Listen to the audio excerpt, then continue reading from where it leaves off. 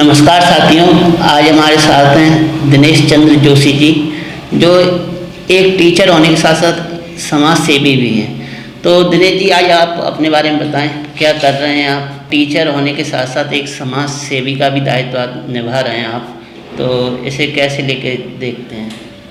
नमस्कार सभी को। मैं दिनेश चंद्र जोशी, संस्थापक रेडिकल करियर एकेडमी। मैं रेडिकल करियर एकेडमी में पिछले 20 सालों से पढ़ा रहा हूँ और उसके साथ साथ समाज सेवा का भी कार्य कर रहा हूँ। जो समाज सेवा का कार्य कर रहा हूँ वो नई सोच, नई पहल के माध्यम से उत्तराखंड के दुर्गम स्थानों में बच्चों के लिए एजुकेशन, वृक्षारोपण और गरीब कन्याओं की शादी और अपनी पाठशाला के माध्यम से हम बच्चों को शिक्षित कर रहे हैं।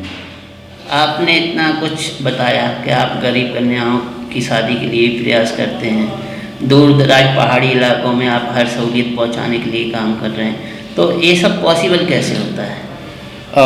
हमारे पास हमारी टीम है, नई सोच नई पहल की टीम एक ग्राउंड लेवल पर कार्य कर रही है।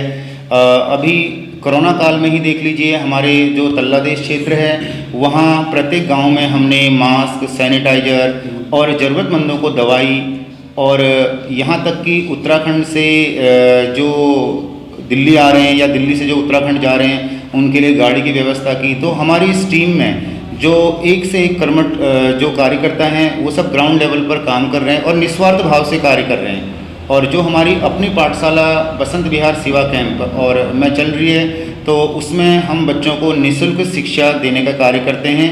और उसमें जो हमारे रेडिकल करियर एकेडमी के जो टीचर हैं, प्रमोद कुमार जी, सागर जी और करण जी, ये सब मिलकर के अलग अलग समय में सेवा देते हैं। तो और साथ में हमें बहुत सारी सामाजिक संस्थाओं का भी सहयोग लगातार मिलता रहता है, जिसमें आपका सैल्यूट तिरंगा राष्ट्रवादी संगठन है, बेटी फाउंडेशन, कशिश एजुकेशन सोसाइटी के माध्यम से हम शिक्षा का कार्य करते हैं। और इसके साथ साथ जो हमारे संस्था के संरक्षक हैं आदरणीय संजय दरमुड़ा जी, नरेंद्र लडवाल जी, जितेंद्र टोकस जी, तो समय समय पर हमें मार्गदर्शन करते रहते हैं और हमें प्रोत्साहन भी करते रहते हैं। तो सीधी सी बात है, आपके पीछे कई सारे योद्धाओं की टीम लगी हुई है जो आपको समय समय पर सपोर्ट करते हैं। जी, हम इसमें कोई शक नहीं है। समय समय पर हमें समाज के, चाहे राजनीति के लोग हों चाहे सामाजिक लोग हों, हमें समय समय पर प्रोत्साहन करते हैं। अगर कहीं से कुछ जो हम कार्य करने की कोशिश करते हैं या कर रहे हैं तो उसमें हमें वो प्रोत्साहन भी देते रहते हैं। तो कैसे आरंभ किया आपने, क्या सोचा था? एक टीचर बनना तो हर किसी का सपना होता है, भाई ठीक है कि बीएड वगैरह करके अपना टीचर बन गए, एक सरकारी सैलरी आने लगी या किसी भी स्कूल में पढ़ाने लगे, लेकिन उसके साथ समाज सेवा करने के लिए आपने कब सोचा और कैसे पॉसिबल हुआ? मेरे पिताजी का बचपन से ही सपना था कि मैं कोई सरकारी जॉब, आईएएस, आईपीएस, प्रशासनिक सेवा करके देश की सेवा करूं। बट शुरू से ही जो था, बचपन से ही मैंने काफ़ी गरीबी देखी है, तो जो कि मैं पढ़ने के लिए गांव से, उत्तराखंड से दिल्ली आया। मैंने दिल्ली में अपनी जो 10वीं और 12वीं कक्षा की पढ़ाई पूरी की। उसके बाद तो मैं आगे सीए की पढ़ाई करना चाह रहा था, लेकिन उस पढ़ाई में भी पैसों की रुकावट के कारण मैं कर नहीं पाया। तो फिर मैंने कोचिंग क्लास शुरू कर दी। धीरे धीरे कोचिंग क्लास में मुझे इतनी प्रसिद्धि मिलने लग गई कि मैं अपने जो मेरा लक्ष्य था, मैं उस लक्ष्य से काफ़ी दूर चला गया। और मैं कोचिंग में रेडिकल करियर एकेडमी को मैं इतना आगे लेके गया कि हमारे पास आज जो है 20 से 25 जो टीचर हैं, कोरोना काल से पहले लगातार वो पढ़ा रहे थे और कई हजारों बच्चों को हमने दिल्ली में शिक्षित किया। तो कोरोना काल में मैंने देखा कि अब जो समस्या आ रही है, हमारे जैसे अनेकों टीचर जो थे वो बेरोजगार हो गए। तो मैंने देखा कि मैंने ये समय जो है आपदा को किस तरह से अवसर में बदला जाए, ये मेरे लिए चुनौती थी।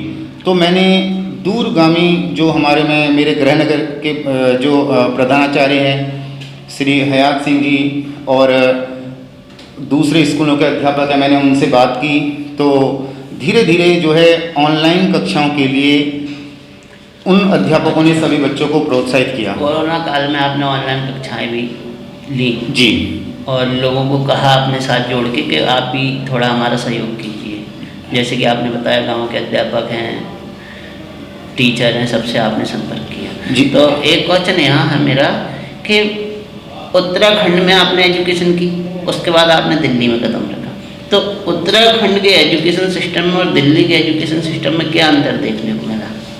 जी, वैसे तो देखो शिक्षा पूरे भारतवर्ष में एक ही है, लेकिन जो उत्तराखंड में जो शिक्षा है वो जो बच्चे जो हैं उनको आधुनिक तकनीकी के अवसर उनको मिल नहीं पाते, तो मैंने सोचा कि क्यों ना ये जो दिल्ली की शिक्षा है उनको वही शिक्षा को इस समय जो है समय को देखते हुए ये उन बच्चों को भी पहुंचाई जाए, जिससे आप एक शिक्षक हैं और शिक्षा के क्षेत्र में आज के समय में निजीकरण बिल्कुल हद से ज़्यादा हो गया है, जिसके दुष्परिणाम भी आपके सामने देखने को मिलते हैं। एक गरीब बच्चा एक अच्छे कोचिंग इंस्टीट्यूट में नहीं पढ़ सकता, एक अच्छे बड़े स्कूल में नहीं पढ़ सकता, इंग्लिश मीडियम स्कूल में नहीं पढ़ सकता।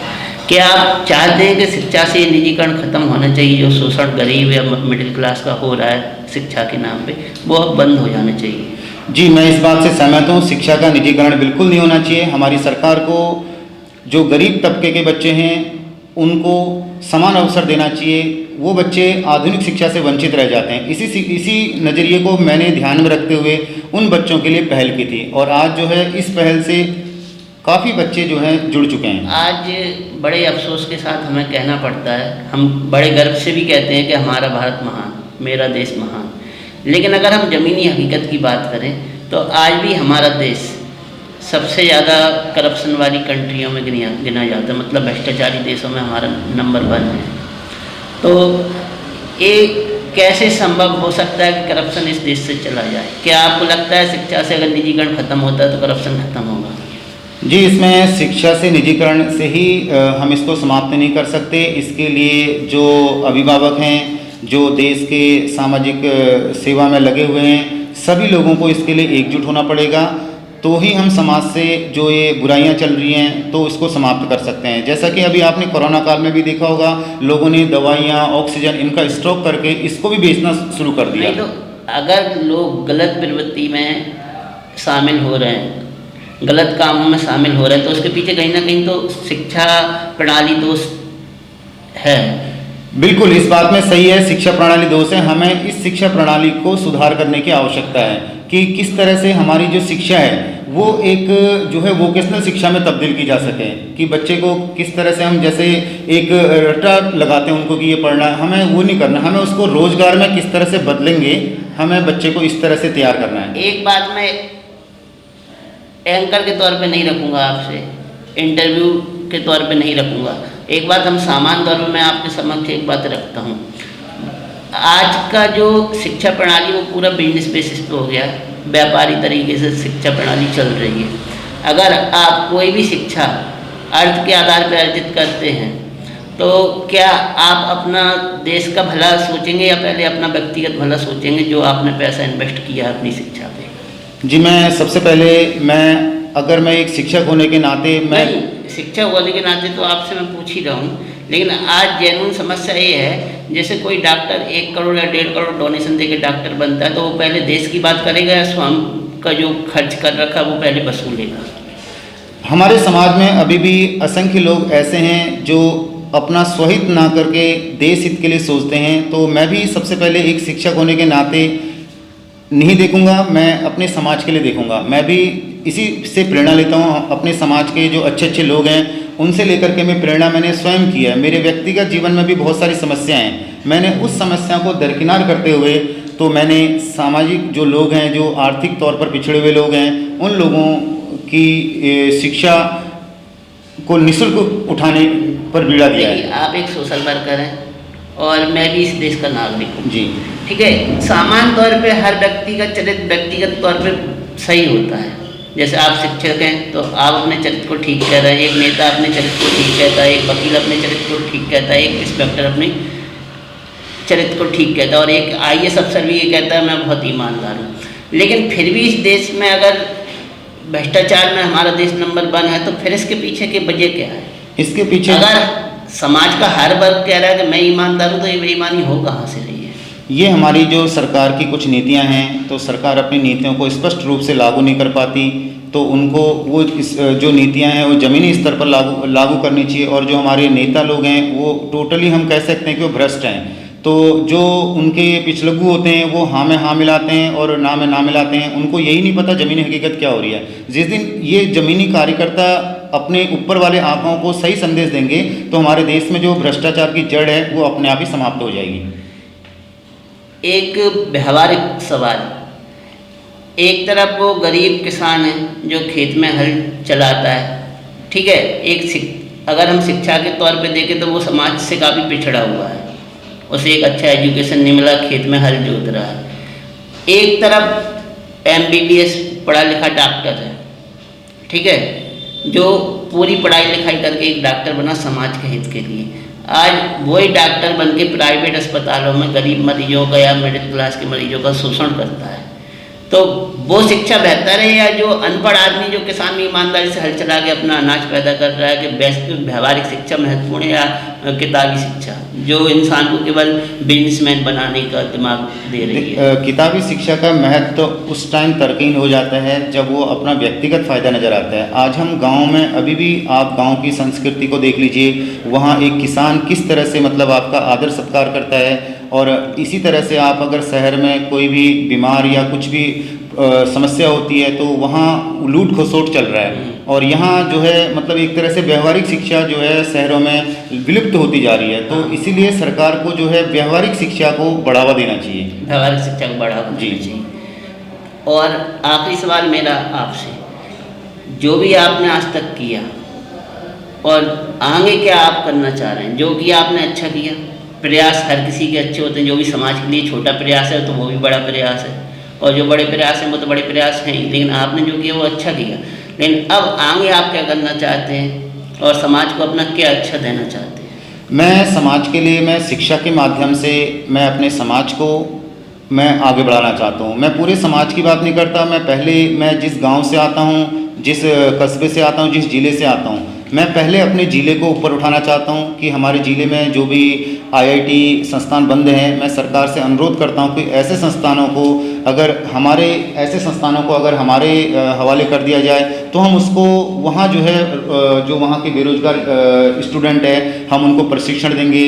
और उसके साथ साथ जो है वहाँ जो है जो हमारे दिल्ली NCR या जो हमारे विदेशी संस्थानों के मित्र हैं उनको उस संस्थान में ले जाएंगे, और जिससे आसपास के जो लोग हैं उनको काफ़ी फ़ायदा मिलेगा और जो कि पलायन को रोकने में कारगर सिद्ध होगा।